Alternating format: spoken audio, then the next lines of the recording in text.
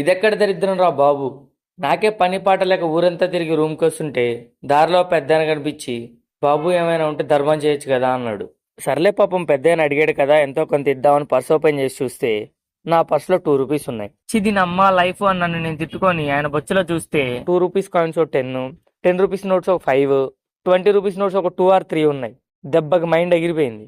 దాంతో క్లారిటీ కూడా వచ్చింది, దగ్గర ఆయన కాదు మనము అని. ఆయన బొచ్చ మొత్తం కలిపితే ఒక 50-60 వస్తాయి. మన పర్సు మొత్తం కిందేసి పైన దులిపినా సరే 2 రూపాయల కన్నా ఎక్కువ రావట్లా. ఓరు బాబు, మీది మాది ఒకటే బ్యాచ్ రా. కాకపోతే మీరు కొంచెం తెగిస్తున్నారు, మీరు తెగించట్లేదు, అంతే తేడా. మిగతాదంతా సేమ్ టు సేమ్. నేనే అడుక్కు తినే ఎదవనరా బాబు అంటే నా దగ్గర లాక్కొని తినే ఇంకో ఎదవన్నాడు. ఆడే నా బెస్ట్ ఫ్రెండ్. నా దగ్గర పర్సు, అందులో ఒక 2 రూపీస్ అయినా ఉన్నాయి. కానీ మా ఎదవ వేసుకునే ప్యాంట్లకి కనీసం జేబులు కూడా ఉండవు. ఇలాంటి ఎదవలతో తిరిగితే నేను అడుక్కునే ఎదవని కాక అంబానీని ఎలా అవుతాను?